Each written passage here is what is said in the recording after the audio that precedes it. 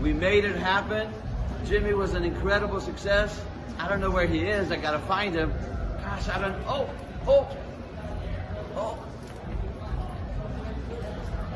Oh, yeah, George. Oh, George. Right George. here. Yeah. We did it, brother. Yes, we hey, did. Thanks to Dan. You know what? And in the ring with Dan and Benny. Hey, brother, man, he's about the most cat.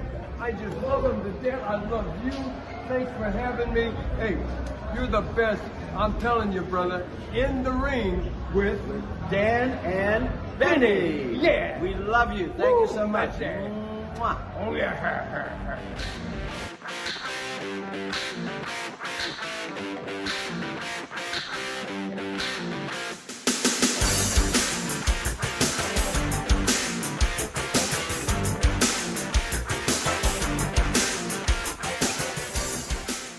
Hello, friends, and welcome to another edition of Dan and Benny in the Ring. I'm Dan Spasciano, joined as always by the original Long Island Iced B himself, Benny Scala. Benny, how you doing, buddy? Dan, I just want to say a prayer tonight for my newly adopted team, the Baltimore Orioles, so that they can overcome their 0-2 deficit and sweep those stinking Rangers. And one other thing, for those of you who are watching this show, do not adjust your monitors. This is actually my shirt. Benny out here dressed like you said, dressed like the Twilight Zone. I'm not dressed to the nines. I can't afford that. I'm dressed to about the 4.7s. dressed to the 4.7s. I like that. Well, Benny, we always have a lot of fun on this show. We've been talking for a while when we first organized tonight's event, because this is somebody we've really been looking forward to talking to.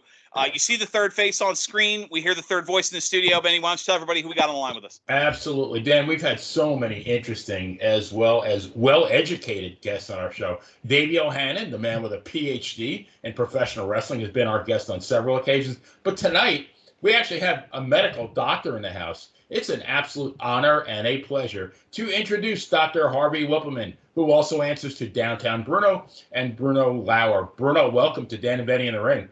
Well, thank you. I want to let y'all know I've got a BS, an MS, and a PhD, okay? We all know what BS means. MS means more of same, and PhD means piled higher and deeper. Benny, I know we always talk about you being your old nickname, but I think we found somebody who has more claim to, and I mean this respectfully, more claim to BS than you do. Oh, yeah. I might have to give it up. Uh-oh. I see somebody else is chiming in the background. She's a charter member of the Tony Rose fan club. We interview hadn't even started yet. Look at all the heat you're drawing. I know, right? Just like old times. Absolutely. Well, Bruno, I want to start. This is episode 146. Dan and Benny in the Ring. We've been doing this for a couple of years now. We've asked this question 145 times. We've received 145 different answers. But I really don't think we've ever heard a story like yours. So I want to start with the same question we always do. You somehow got involved in professional wrestling at the young age of 14. Can you tell us how that happened? How on earth do you get involved so young? Well, there was a fair in West Virginia, and I went over there with a guy that I was friends with that was going to do something at the fair, like set up the stands or do something, I don't know, some sort of, labor type deal. Well, I went over there with him, and there was a tent set up, and they were having wrestling in the tent. And I wanted to go in and watch it. Well, I was just killing time. I didn't have no money, back then. I didn't, my friend was doing his work or whatever. And it was actually Mid-Continental Wrestling. Dale Mann, who's no longer with us, God bless him. He was the promoter. And the guy at the tent wouldn't let me in. He said, "Now you got to. This doesn't come with the fair. You have to pay extra to come into the tent and watch the matches." I didn't have no money, so I was like disappointed, get ready to walk out. And one of these guys that worked with Dale Mann said they needed somebody to help tear the ring down and load it back on the trailer. If I would stay afterwards and do that, they'd let me come in. So I said, okay. And they even let me get jackets. Like when the guys would put their jacket or their hat or whatever they wore to the ring down, I got to bring it back to they had these little trailers where they were dressing. course, they wouldn't let me in that or nothing because, you know, back then is when the business was very strictly protected. And here I was, somebody just truthfully off the street, you know, so they didn't let me in or nothing. But then my friend found me and said we had to go. He was done. He didn't have to come back until, you know, like the wrestling was only there for like the one day, but like the fair was there for like 5 days or something. So he did what he had to do, and he didn't have to come back until it was time for him to tear down whatever it was he helped put up. I said, I can't leave. I promised these guys I would help them. Well, I got to go. So you got to find your own way then. I'm not going to wait around. I got to go. I said, well, yeah, I kept my word. So I stayed there. I didn't have no way to ask them if I had, you know, somebody could bring me back to, you know, my mom and dad's place. And they said, no, we're going to South Dakota. Wow. Oh, wow. So I said, well, can I come? They said, yeah, if you want to, we'll put you to work. You can be in our ring crew. And that's how it all started. That was in 1979. And that's here just 44 years later, and I'm still making my living at it. Unbelievable. Yeah, you always hear the story, that almost the punchline of running off to join the circus. I mean, you literally ran off to follow the tent. That's awesome. It's a true story, and that's how it all started. And then I met the guy that y'all might remember, the Royal Kangaroo, Lord Jonathan Boyd, was the headliner against Dale Mann every night. And I got to knowing Jonathan Boyd. He helped me out. And he said, hell, I can get you booked, you know, in Kansas City after this tour is over. And I went to work for Bob Geigel and did some other things. Then I met Rocky Johnson in Kansas City, where I was just a ring boy, you know. And I put out posters in the spot show towns or whatever. Well, Rocky made me a manager. Rocky's the one who brought me to Hawaii in Polynesian, PPW. Oh, wow. PPCW. That's how the management thing started. Now, I managed a couple times on the Dale Mann tour because I really wanted to be a manager. I was learning the business a little bit by little as I went along, but I didn't know enough. I thought all the manager did was yell at the audience and yell at the good guys. So one night, the referee leans over to me and says, when so-and-so hits the ropes, you know, when the good guy hits the ropes, trip him. Well, I wasn't wised up to the business yet. I said, shit, I ain't going to do that. The guy was going to beat my ass. Maybe the referee's got a bet on the match or something. Maybe he don't like the guy. I said, I'm not going to do that. So the guy hit the ropes on my side, and I stepped way back. I didn't trip him. But the guy expected me to trip him. I guess he was green, too, because a veteran wouldn't do that. He took the bump anyway. So I got that was my training in the business right there. That's when I got trained in the business right there. So, Bruno, I might have this wrong then. I you know, Wikipedia, it's hit or miss. And when I researched you on Wikipedia, it said that you were trained by actually Newton Tatry. So I don't know. No. That's true. Oh, it is? Okay. And a lot of people don't know who that was. I actually remember him when I first started watching wrestling. His name was Tony Newberry when he wrestled. Newberry. Yeah, but his big splash, actually, though, was Guido Mongol. Exactly. Well, let me tell you, I just condensed that story there because, you know, we don't, if we drew everything all the way out, we'd be here all night. But yeah, after the I met some of the guys that was on the tour, the Dale Mann thing that worked for Guido.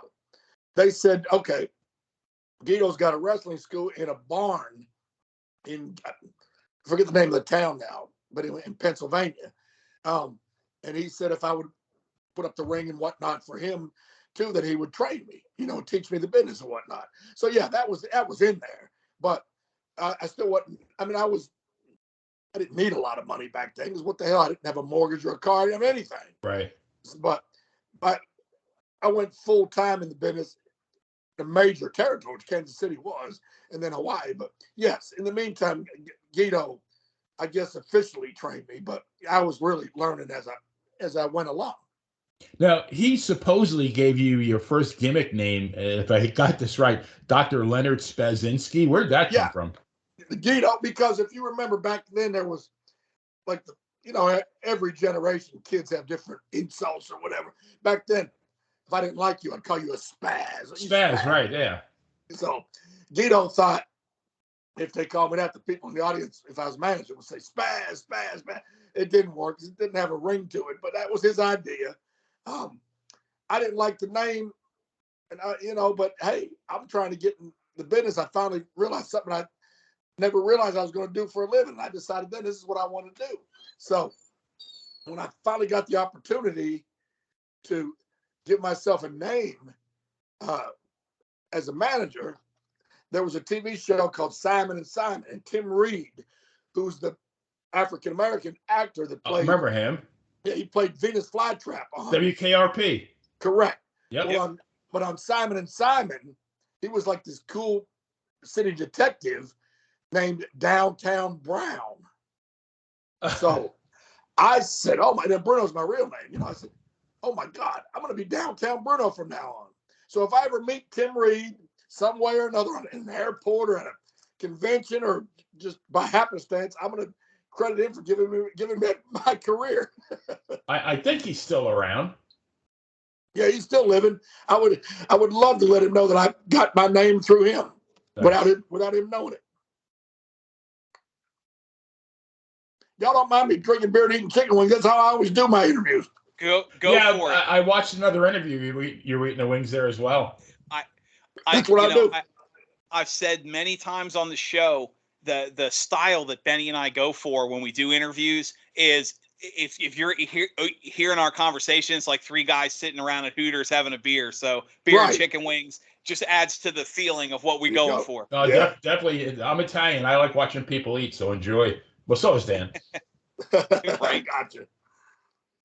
So what's up? Ask me anything you want. Go ahead, Benny. What are you thinking? All right. Well, so you eventually transitioned to Memphis and you debuted it. And I tell you what, growing up in Long Island, I'm a WWF guy, but as time has gone on, and I would say in the last 10 years, I have become a huge fan of the historical Memphis territory. So I believe you debuted as Downtown Bruno in 1986. And so you already told me how you got the name, but how did you get in the territory? Well, that's the territory I always wanted to be in. Okay, besides WWF, of course, but I mean territory. That's where my family's from. It's where my mama was from. And everybody. Originally that area in North Mississippi. So, and I'd go visit my grandma. And that's the wrestling I would watch is the Memphis wrestling. So I always wanted to be there. But of course, Jimmy Hart had it locked up as the manager. There was always like a secondary manager, maybe a female or, like a guy like Tojo or somebody. There wasn't really a spot for me. Well, Lawler came to Hawaii in 83, maybe. I'm the world's worst years, but he came over there when I was working for the Mavias. And, Lawler likes having a manager. Of course, Jimmy Hart didn't travel with him to Hawaii. And Lawler seen me manage somebody else on the card there at the arena in Honolulu. So he asked Rocky if I could go on and manage him on the card that night. And they said, yeah. So Lawler loved my work. He loved my management. And he said, well, we got Jimmy Hart in Memphis, but, if he ever leaves or anything, well, give us a call. We'd love to have you come in. I think you'd be a good addition to the place. And that's where I always wanted to be. So I seen Jimmy Hart pop up on Vince's TV at one point. I said, oh my God, this is my chance. Let me jump on it before somebody else gets that spot. And I called, of course, there wasn't no cell phones or nothing back then. So I'd call Lawler's house because he gave me his home number. I'd call his house. I called the TV station on Saturday morning, knowing he'd be there. Whatever. I finally ran him down.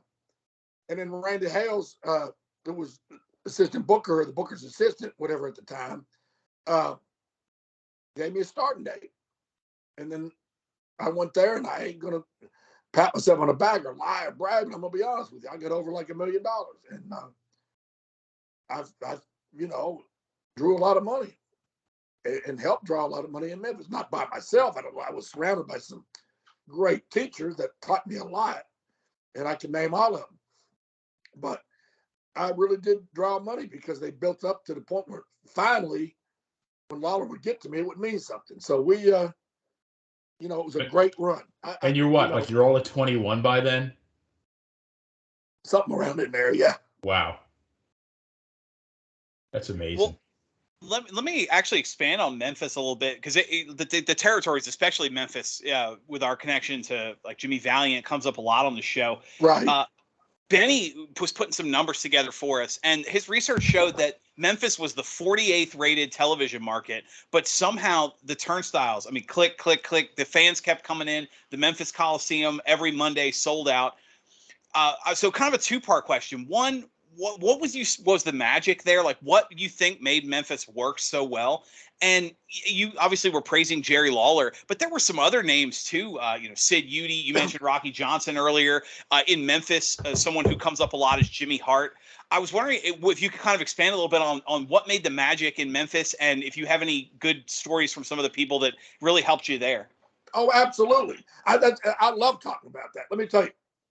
First of all, you got to remember, up until the point where, Vince ruled the world, before cable was a big thing, only rich people had cable at one point, everybody just had their local TV stations. And as y'all know, I'm sure since y'all are both into wrestling, every part of the country had their own territory. Every regional, that's where territory came about. So for a long time, the only wrestling people in the Mid-South area and Upper Deep South and, the area that Memphis TV was, that's the only wrestling they could see, period. So we were it.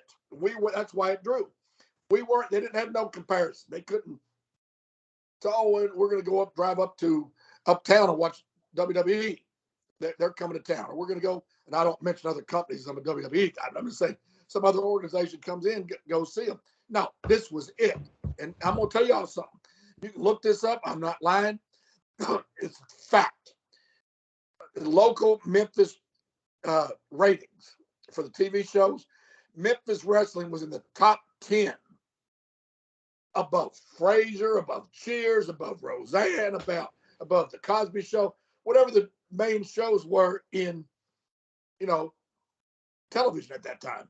In the Memphis market, Memphis wrestling was in the top 10 of all the shows. I mean, I think the only thing that beat us was like Monday Night Football or, whatever. Memphis wrestling was, I'm going to tell you how big it was. And I always tell people this when I make a interview or a podcast or whatever. I'm not bragging about myself. I'm bragging about how strong that Memphis TV was. Okay, before I tell this story, this is a true story. I couldn't go anywhere. Back when I was the hottest heel manager, I was on an 8-segment TV show. I was probably in 4 to 5 segments almost every Saturday morning. I was featured like hell. I couldn't go nowhere. If I went to the Mall of Memphis, which ain't there no more, but back then it was the place to be, I couldn't walk around. People would surround me, okay? I couldn't just go eat at a restaurant unless it was a place that I knew the people and it was a regular or local place. I would be surrounded. And once again, please understand, I'm not bragging on me. I'm bragging on how strong our TV was. And even to this day, my catchphrase was, it still is when I do an appearance or whatever.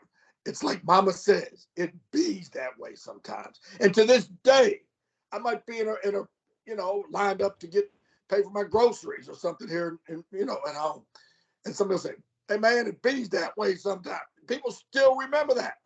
It was over. And here's the big story. I was getting my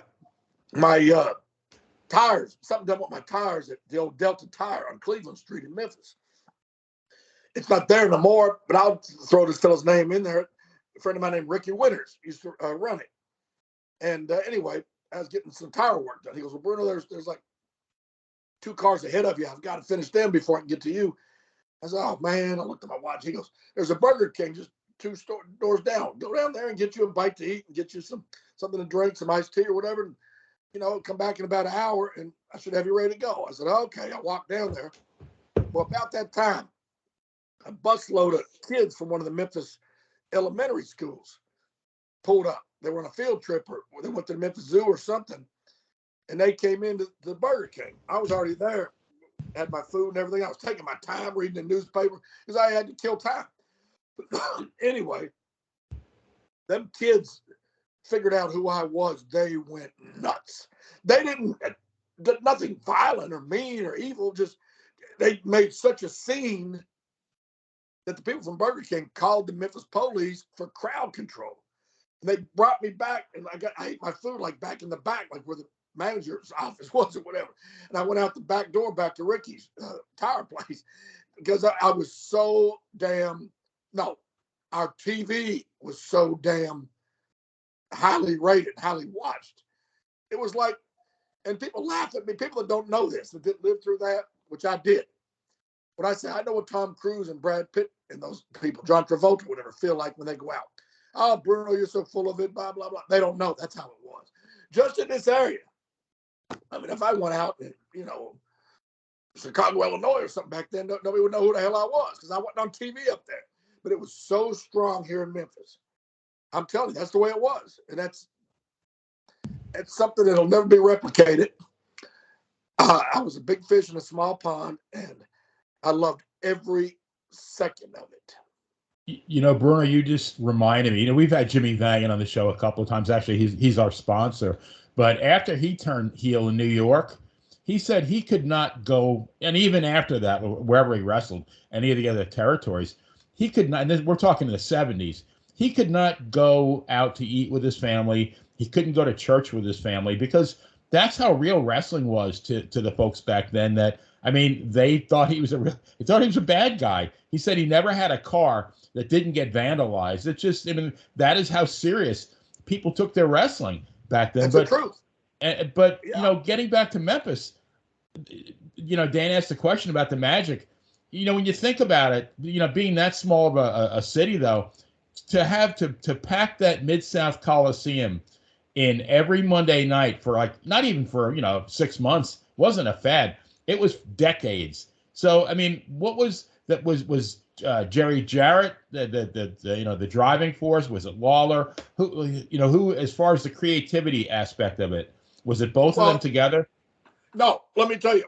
Here's how it always worked up until, as far as I know, up until Jerry Jarrett left the organization, sold his part out or whatever. It was always the same thing.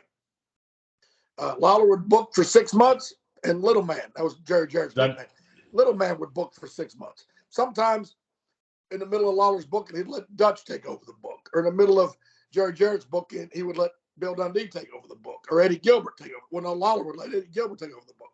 But it was up to Lawler. But for 6 months, it was Lawler. For 6 months, it was Little Man. That's how it always went. So they both had different ways of booking. But they were both extremely successful in whatever they did. They just did it in different manners. But so you got to give credit to both. But as far as the creative end, but as far as somebody that from time immemorial in Memphis, nobody's in second place. Lawler is the most. I don't care who you mention. Yeah, there's a lot of guys that got over. A lot of guys got over real well, but nobody like Lawler. Period. Nobody. He's like Elvis and the Beatles. Nobody's even in second place. It's all Lawler. I mean, when he would pull the strap, that Coliseum would come unglued. It was like the only person I've ever seen that over during my days in the ring as a manager or referee or whatever. And bear in mind, I was never a manager or a referee or anything for anything John Cena did, or The Rock, who was my closest friend, Stone Cold. I was in the ring with them before they were, how they are now, or how they became. But I'm saying I wasn't, so I can't say what it would be like to be in the ring, the feeling when The Rock's music hit, or Stone Cold's, or John Cena's. So bear in mind, I'm not downgrading anyone. I'm saying I wasn't in the ring for that. But the only person I was ever in the ring for that even had the same reception, the same amount of electricity was Hulk Hogan. Period. End of story. When I was in the ring with a guy I was managing and Hogan's music hit, it was like worldwide what Lawler's was here in our area. So that's the truth. Lawler was so damn over. I can't even explain it. He was the man. Without him, I don't know what we would have done.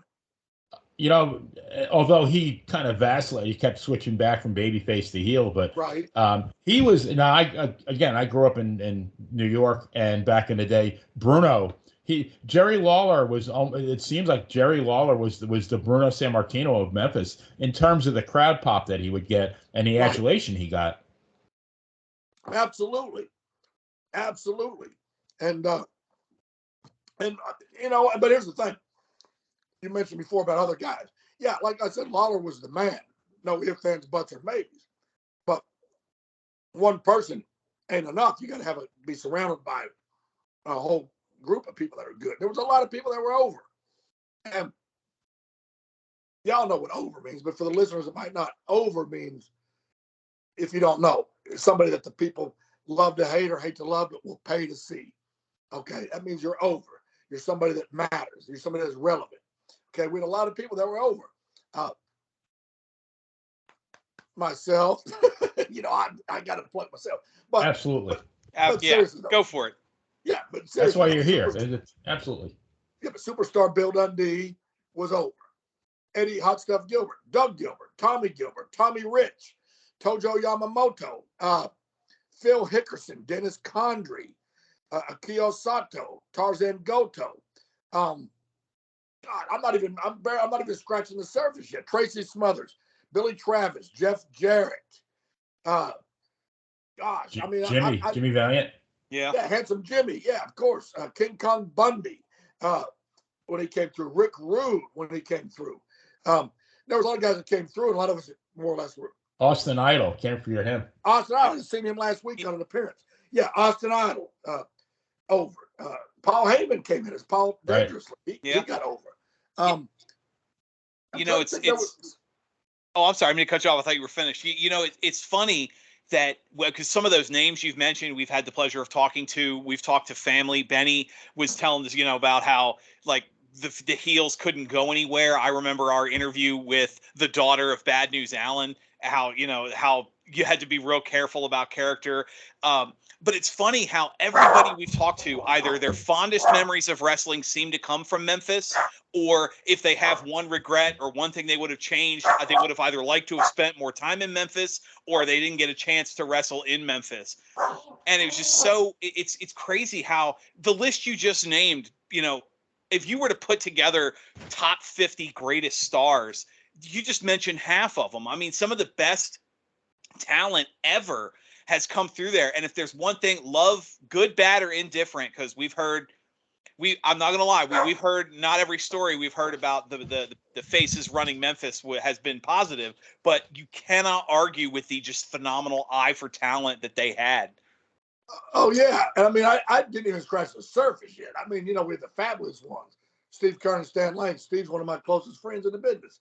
You had Kurt Hennig came through. You had the Rock and Roll Express started the gimmick in Memphis. You know, Kamala started in Memphis. Iron Sheik, Jerry King Lawler's the one that airbrushed that picture of the Ayatollah on that flag that the Sheik carried with him up to the last days of his career. You know, the Iron Sheik, you know, God rest his soul, Cosgrove, one of my dear friends, he credits Jerry Lawler for getting him to the position he wound up in the business. You know, Jerry Lawler came up with the Kamala gimmick. Look who else came through Memphis? The Undertaker, the Kane. I mean, I can't even keep going because I'll be here all night and I'm going to miss somebody. So I'm going to leave it at that. Right. A little trivia for y'all and for everybody else.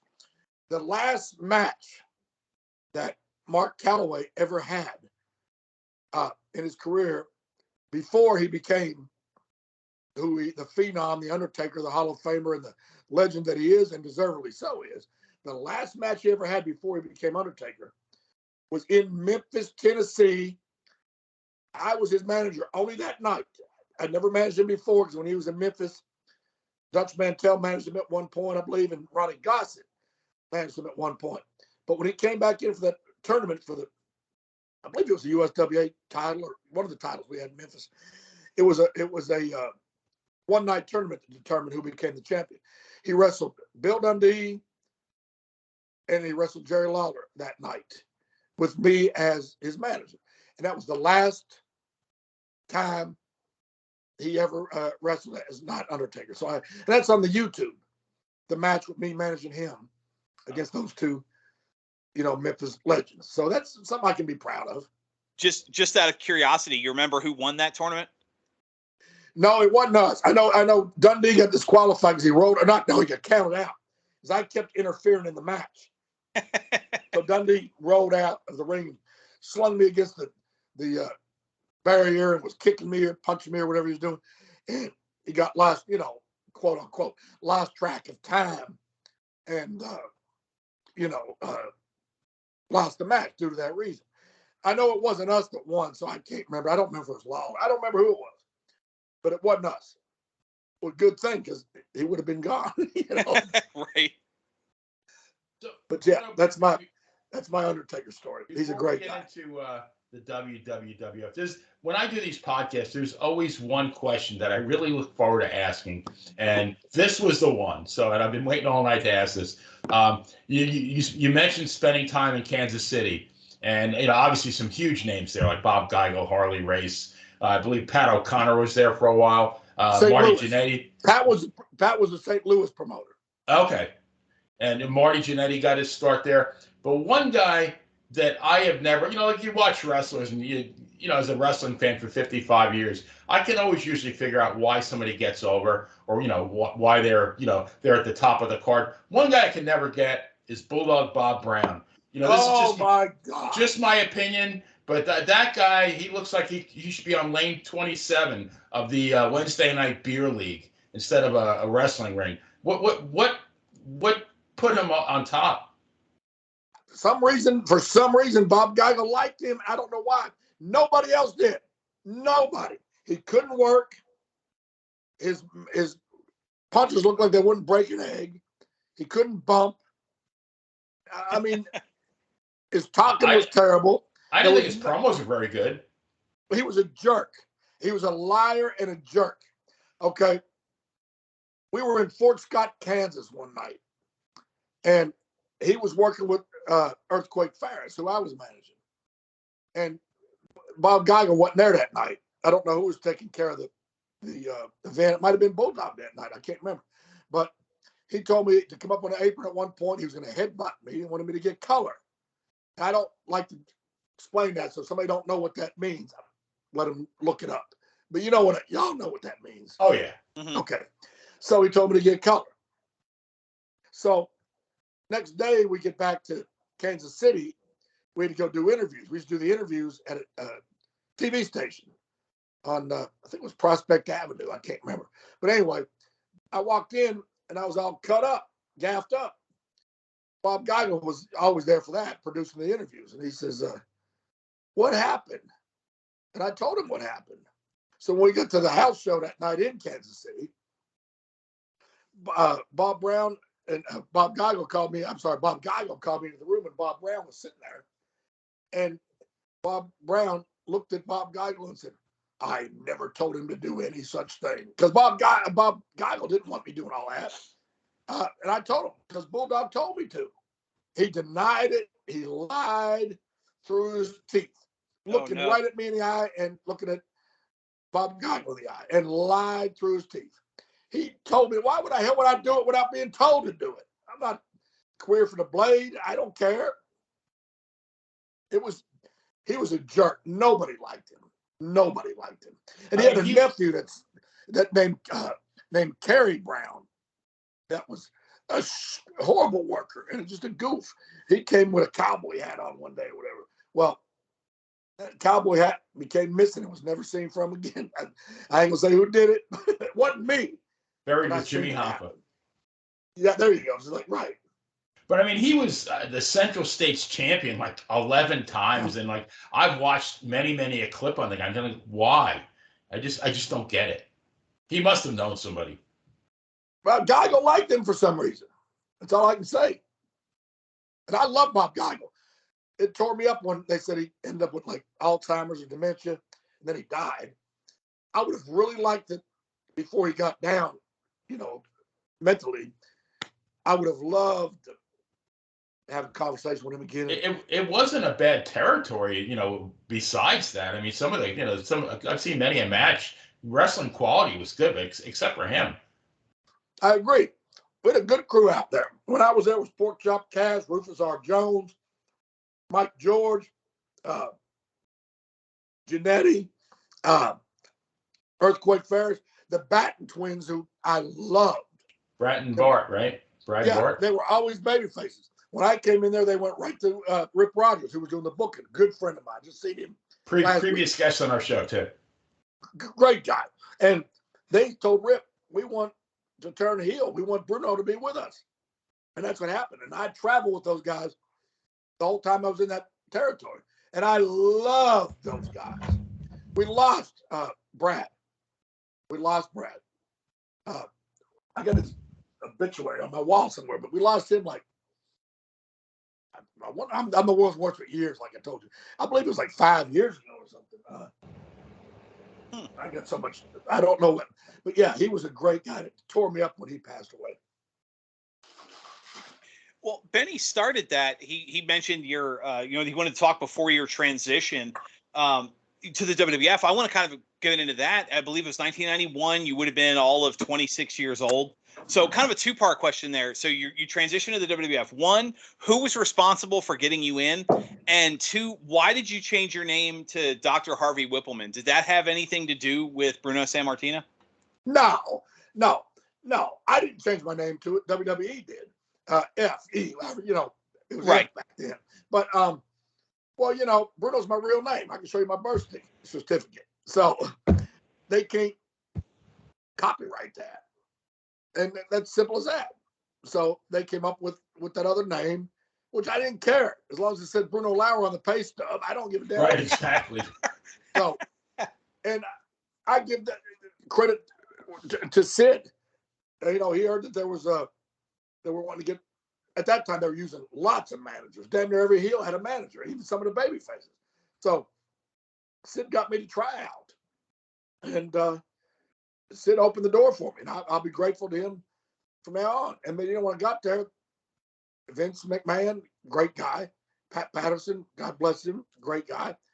They told me, look, Sid opened the door, but you're the one that has to, walk through it. He goes, you're not going to get a job here just because Sid likes you, but and I'm not bragging, but I'm good at what I do, or I was then. I probably couldn't now, but I got over with them, and I'm grateful for the opportunity. But yeah, Sid was a great help. He's the one. And of course, at that time, I'd already been in the business for 11 or 12 years. So I probably knew 70% of the roster in the WWE at the time from whichever territory. Because after that point, besides Memphis, I'd already been to Alabama twice, Kansas City twice, Louisiana once, Hawaii twice, and Knoxville territory. So I've been a lot of places. I knew a lot of guys. So that helped too, because I can honestly say I don't think anybody's ever said anything bad about me, because I have never given nobody a reason to. Right. So, Bruno, I once heard Jimmy Hart on doing an interview, and he was talking about the differences between Memphis and the WWF in terms of money, method of travel, the quality of the hotels, etc. So can you give me your own take on that? Because you were what, maybe 26 when you got in to the what I call it the greatest show on earth, traveling literally all over the world. What did it feel like being that age? And I mean, what was the pay that much more than Memphis? Well, it's funny. Yeah, it was the pay was more because we're in bigger arenas, bigger cities. Memphis, we had the big city of Memphis, the big city of Nashville, the big city of Louisville, Kentucky, and big city of Lexington, Kentucky. And then Evansville was mid-sized city, Jackson, Tennessee, mid-sized city. But basically in the Memphis territory, which again, remember, it's a territory. You also had your mid-sized cities like Jonesboro, Blytheville, whatever. But you also had your small towns. You know, we'd wrestle in Fairview, Mississippi, or Mount Pleasant, Tennessee, or whatever. And naturally, you're not going to have the big, huge auditoriums there. You're in a high school gym or a National Guard armory or whatever. So the pay wasn't as good. They weren't unfair with the pay. I want to make sure everybody understands that. They paid according to the house. I mean, you had a minimum guarantee no matter what. But don't forget, WWE had the luxury of being in a different big city every night, a city of, a million people. You could be in Miami, the next day Houston, the next day Dallas, the next day Sacramento, the next day, I can pull out my road atlas, just read out, major cities. So, yeah, you could be in a 10, 15, 20,000 seat arena every night. And most of the time selling it out or coming close to it. Where in our territory, of course, we were in the Coliseum every Monday night, Louisville Garden every Tuesday, Evansville Coliseum every Wednesday, Nashville Sports Arena every Saturday. That's every week. Now, if WWE was in Los Angeles every week, I don't think it would sell out every week. And that's nothing against WWE. It's like, okay, we can't afford this every week. And ticket prices are much higher for WWE too, because it's only a once or twice or 3 times a year event. And that's what it is, an event. It ain't just a show, it's an event. So basically what I'm saying is it's certainly no insult to the Memphis territory or any other territory. That's just the facts of life, the facts of the business. And it's, those of us that have made their living in the business, in the territory days, understand that and realize that's the way it is. So I'm a career finance guy. Somehow I got into this. I still don't know how, but so how did that work though with WWF as far as were you paid like a set amount or like were you paid a percentage of the gate? And then what did they cover as far as, did they cover your travel? Did they cover your hotel and things like that? So I guess I should have asked the question. I mean, obviously Memphis was a scaled down version and your expenses were less, but did you wind up with more money in your pocket at the end of the day with WWF? Well, yeah, like I said a minute ago, for that reason, but and as far as I'll say this, I'll be as diplomatic as I can. As far as what WWE covers, yes, the airfare they cover. You get your plane tickets, okay? Now, as far as everything else, everybody's got their own deal. So I'd rather not even respectfully say what I got because maybe some other guy didn't get what I got, or maybe some guy got what I didn't get. So everybody's got their own arrangement, and I respect that. So other than everybody's airfare is covered, end of story. But as far as anything else, everybody's got their own deal. So I'll just leave that one on the table. Okay. Yeah. Fair enough. Well, so you're in the WWF. You're like you said, we've transitioned into the Harvey Whippleman character. Your initial gig, you were managing Big Bully Busick. I can respect the man with that kind of facial hair. From there, you went on to manage Sid, Warlord, Kamala, Adam Bomb, Quang, Well Done, and Giant Gonzalez, of course. Did you have a favorite among them, the various wrestlers that you managed through your time there?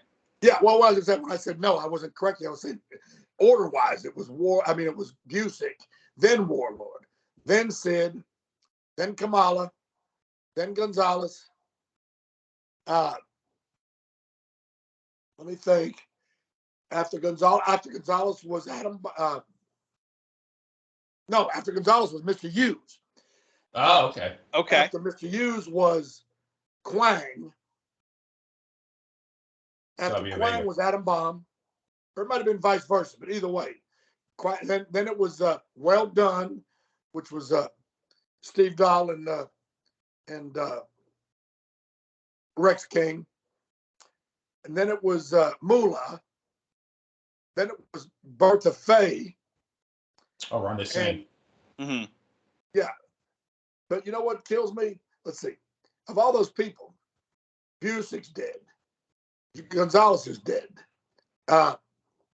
Well Done are both dead. They're young guys. Wow. Yeah. That's a surprise. I didn't know that. Yeah. Wow. Oh my God. Damn near everybody. over 50% of the people I manage are dead.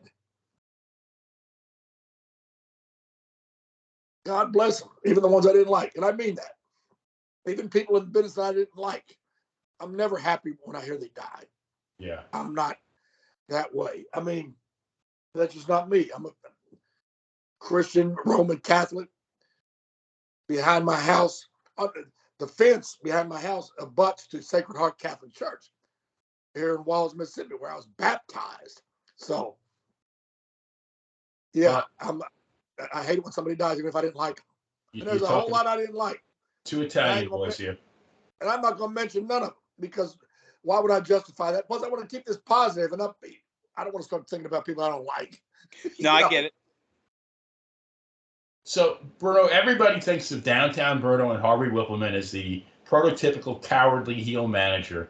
But now Bruno Lauer, the man, from what I've heard, is one of the most generous people I know. You bought a car for a struggling Memphis wrestler named Flex Cavana, who I think he became something in the business eventually. And in fact, I think you actually even took him in for a while. And I don't have no idea who you're talking about. Yeah, yes, sir.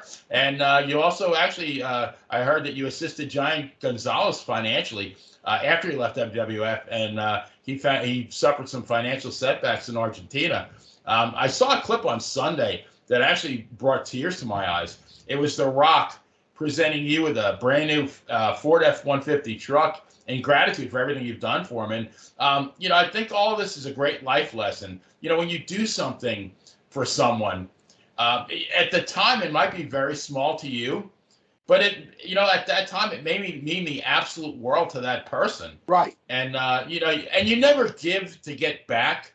But, I mean, it's just a great feel-good story when a genuine act of kindness like you did with Rock is repaid. Yeah, because I knew him since he was a little boy, and we were always close, always.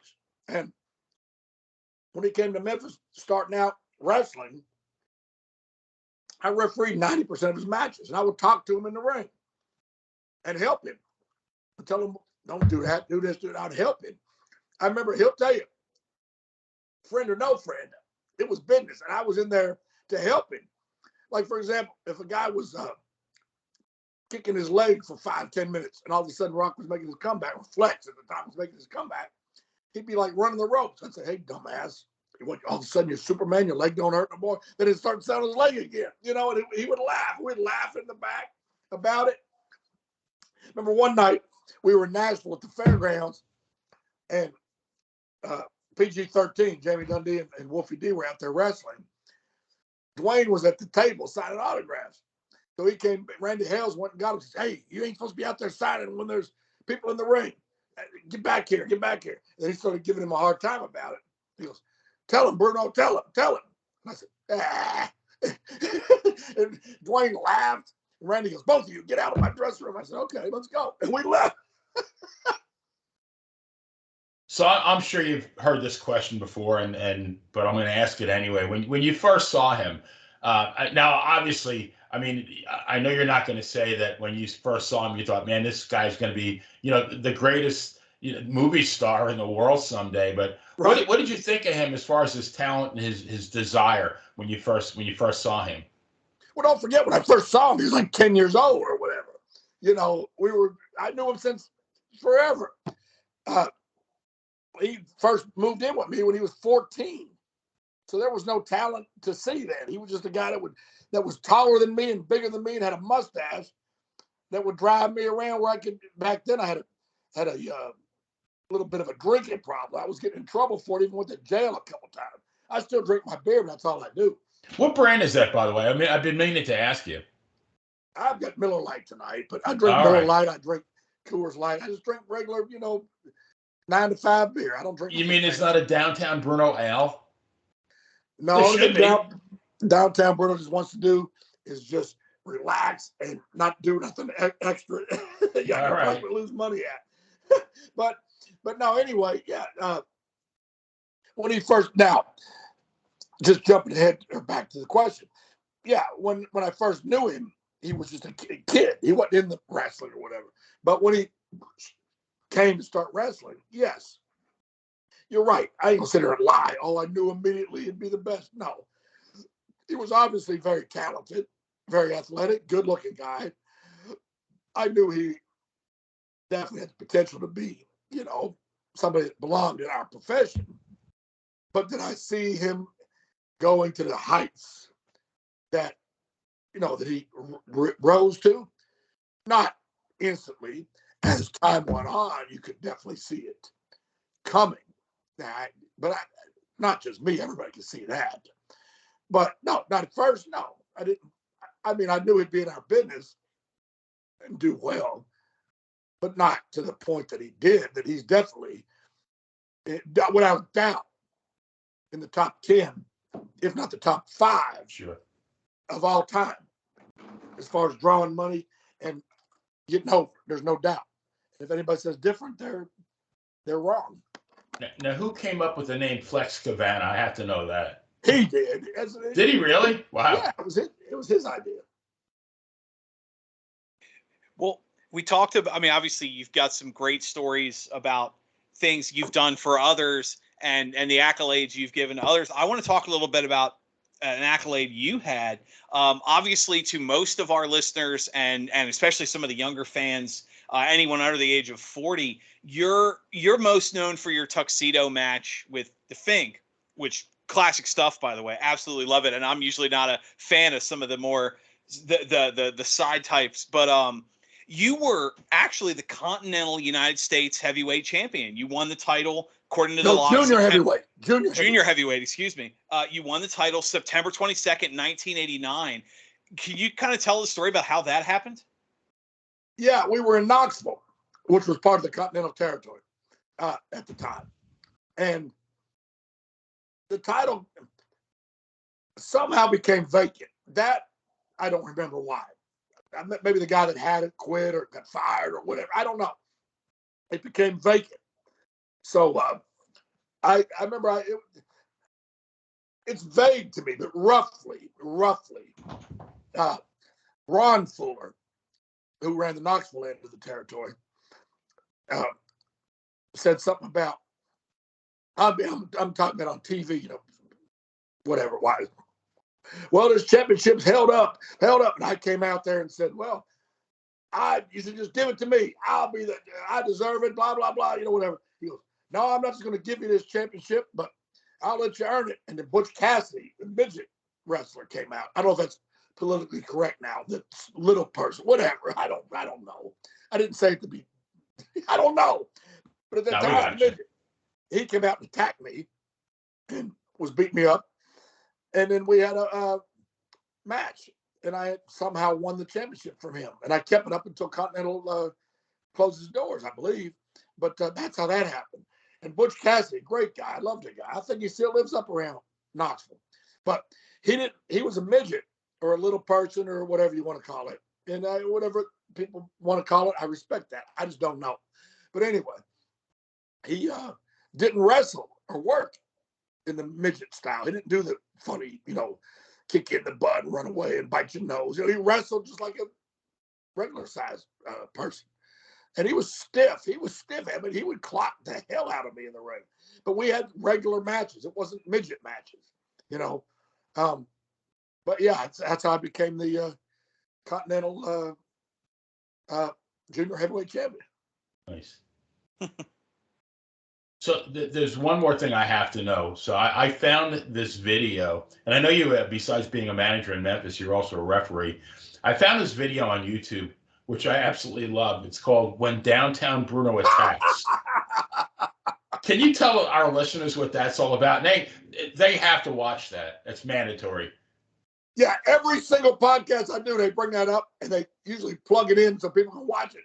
Let me tell you what happened. Back towards the final days of the Memphis territory, some guy named Larry Burton came in, and they hired him to, I don't know what, revamp the organization or,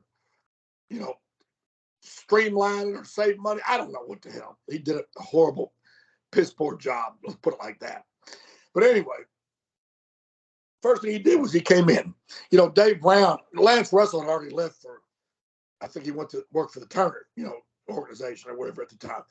But Dave Brown who was our announcer and commentator for years and years and years. Yeah. Larry Burton says, well, we got this guy named Tony Friedman that was on broadcasting school. He said he'll do it for free. So he got rid of Dave Brown and Corey Macklin because they were wanting to be paid, of course. And then Larry Burton told me, well, we're not going to pay you anymore to referee on TV because Bill Rush will do it for free. Bill Rush is the guy that did it part-time. He worked at an auto parts house in East Memphis somewhere. And I said, if you're not going to pay me, I'm not going to do it. I said, this is my living. I said, what if I went over to the auto parts house and said, I'll sell auto parts for free? Would he like that? And I'm not putting it on Bill Rush. I don't dislike him. For Larry Burton to even put me in that position. So here's what set it up. Larry Burton said, well, not only that, he's better than you. I just couldn't take it anymore. He said, Larry Burton's the guy that would F with you every week about something. The whole Memphis organization was at a boiling point about that time because he had everybody upset. And I just couldn't take it no more. And I leaned back and I punched him in the face as hard as I could. I mean, look at me. I'm not a big guy, and I certainly ain't a violent guy. It would take a lot to get me to do that, and it took a lot, and I did it. Then he grabbed me by the throat, and I grabbed him by the throat. Lawler and Mike Samples heard this screaming going on. They ran into the room we was at. They pulled us apart. They was laughing at the time because it was so out of character for me to attack somebody violently, but I did. And long story short, Larry Burton, you're fired. You're fired. And I was in charge. I was refereeing, but I was in charge of the rings at the time too. So I'm getting ready to leave. Tony Friedman, the guy that took Dave Brown's job, is out there announcing or commentating next to Michael St. John. Michael St. John was a pretty good guy, and I think he was getting paid, but not nearly as much as Dave and Corey, I'm sure. That's why they were using it. Anyway, I'm standing there, and Lawler's like, Jesus Christ, Bruno, I didn't know we had a new Bruiser Brody on our hands or whatever. I said, I want to go out there on that live TV and beat the shit out of Tony Friedman. He goes, I dare you. I said, hold my glasses. I ran through that curtain, jumped over that desk, and I beat that that guy until they came. Ironically, one of the people that pulled me off of him was Bill Rush. And when James Beard and Bill Rush and somebody else were pulling me off of him, James Beard had my arms hooked behind my back. Bill Rush sucker punched me. You can see it on the video. So wait, that whole thing was it was a shoot? Damn right it was a shoot. Oh wow, okay. 100%. Wow. Wow. That was that on that. But check this out. Like I said, I was in charge of the rings. So they said, oh, we got a guy named Tony Myers that'll do the ring. He says he figured out a way he can do it all by himself. He don't need a ring crew. So they fired my ring crew. I was fired. You can't put up a ring by yourself. I don't give a damn who you are. There's no formula for it. He would try to recruit people out off the street to help him, and nobody wanted to put up a ring. Long story short, the next Saturday morning on live Memphis TV, with Larry Burton's great find to put up the ring, Tony Myers with no ring crew, the ring fell down on live TV. Oh, jeez. So, now bear in mind, this is 30 years ago or whatever. There was no cell phones back then or texting or nothing like that. You remember we used to have an answering machine on our table next to our phone. Or some phones is built in. But whatever. Had a tape in it or whatever. Yeah, you actually had to change the little cassettes. Right. And then if I called you, there was no caller ID back then either, don't forget. So if I called you and you didn't answer, and hi, this is Ben, this is Dan, whatever. Hey man, pick up. It's me, Bruno. And you'd pick up if you were there, or if you want to talk to me, or if you didn't, I'd leave a message. Yeah. So anyway, they knew me and Steve Dahl. Excuse me. Me and Steve Dahl were good friends, and he was working the territory at the time. So I'm sitting at my house 20 minutes from the TV station watching the show, watching their ring collapsed. Steve Dahl goes, hey, Bruno, how you doing? He goes, Don't pick up. Don't pick up. I know you're watching. Yeah, Bruno. They've decided to reinstate you after all. So if you want to come back, don't pick up. Don't pick up. You know, if you want to come back up to the station, I mean, as quick as you can, really. I know you're laughing now. Yeah, don't hesitate. You're reinstated. Okay, talk to you later. Of course, I didn't pick up. And he was more or less telling me, ha, ha, ha, screw them. Look what happened. And that's so later, Bert and them called me. And I said, I'll come back. I said, but there's going to be a few little concessions. And if you don't do it, I'm sorry. What's that? Tony Myers is out of here. And me and my ring crew are back. Period. I ain't doing it by myself. I'm not Tony Myers. You can't, obviously. So I got Chili Willie and Fat Raymond hired back. I get hired back with a little bit more money than I was making before. And Tony Myers. Nice. So that's the moral of the story is you can't make chicken salad out of chicken shit. There's no formula for it. You can't put up a ring by yourself. And especially if you don't know how to put up a ring. Yeah. Well, end the story. So I'm sorry, go ahead. No, that's that story. I just said that's the exclamation point and the period on that story. Well, nice. As Bruno, as we get ready to wrap up, I have two things I kind of want to ask you about. One is, I mean, I mentioned you're well known as for your tuxedo match with the Fink and your feud there, but lesser known is, but still a really prominent moment was you were the fire throwing cameraman that ended Hulkamania. I was hoping you could kind of expand on that, like how that idea came about with using you in that role and how soon that was thrown together. And the second, in I believe it was 2000, 2001, you were a very short-lived WWF Women's Champion. I would love to hear the story behind that pitch meeting, if you wouldn't mind. Well, the thing with the camera exploding in Hogan's face and all that, it wasn't necessarily to get me over because they didn't really reveal me as that. I mean, a lot of people figured it out. Right. It was, honestly, the reason they had me do it instead of just some random, backstage guy that worked for WWE or whatever, because they knew I was experienced. I'd been in the business 20 years at the time or whatever. They knew I would know my cue and my spot. And then if somehow me and Hogan already discussed it, and somehow the camera malfunctioned or whatever, we had plan B, which if it would have been just some, one of the ring crew or whatever, and they asked him to do it, they would have been petrified, so that's how that came about. The women's championship thing, long story short, Stacy, who was the cat, mm-hmm.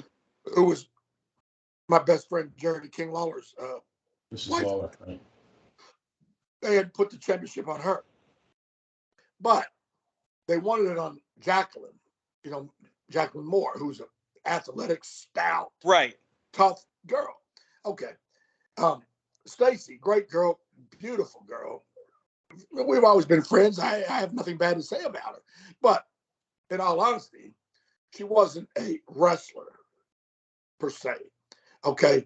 Me and her had a lot of gimmick matches in Memphis, which was ha-ha matches, She'd grab me in a full Nelson and I couldn't get out of it. I'd reach for the ropes. I'd finally put both my feet on the top rope. Referee would make her break. I would fall and take a bump and stuff like that. But as far as her getting in there and having a match with Jacqueline, forget it. Jacqueline, like I said, she wasn't a mean person or a bad person. She was a good worker, but she was stiff and she was snug in the ring. Well, if she got in the ring and started, manhandling Stacy, it would have injured her, seriously. Right. So I was basically the transition person to get the championship off of the cat and on to Jacqueline. I mean, that's basically how that worked out. It was a little diversionary match, and giving people a little, very little, but entertainment, and that was that on that. I got you. Well, Benny, as like I said, we're getting ready to wrap up. Final question to you. What are you thinking? Yeah. So, Bruno, again, Wikipedia, you were elected to the Board of Aldermen in your hometown of Walls, Mississippi in 2021.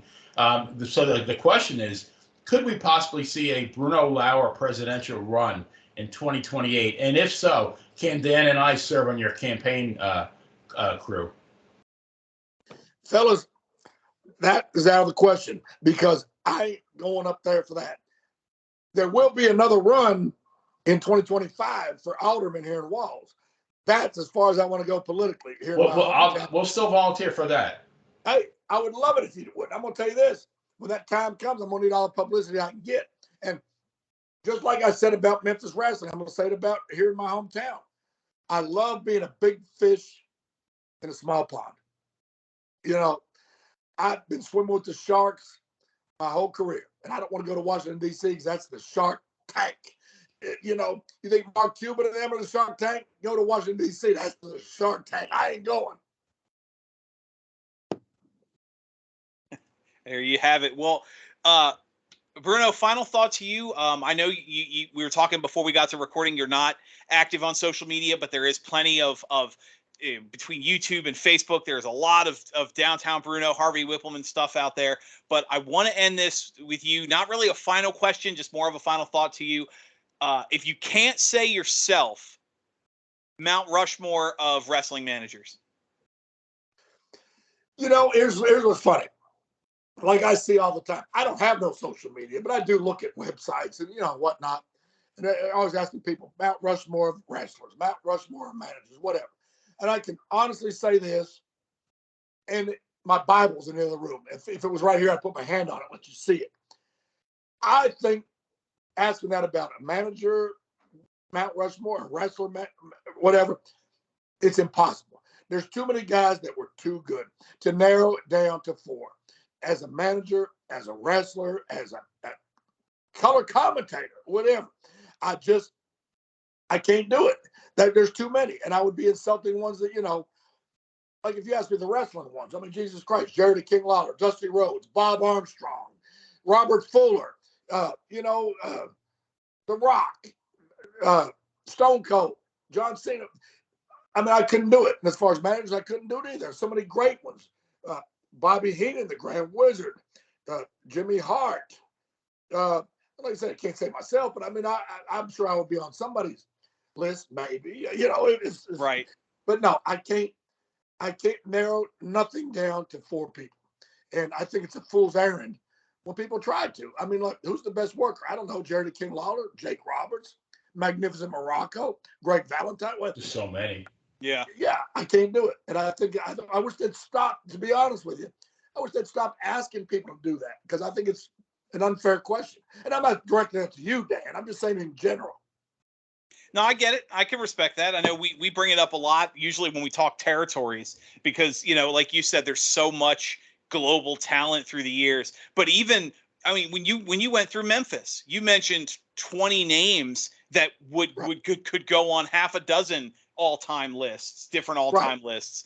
But Bruno, I thank you so much for your time. We'll definitely have to bring this back because, I mean, we still had a lot of career and stories to hear from.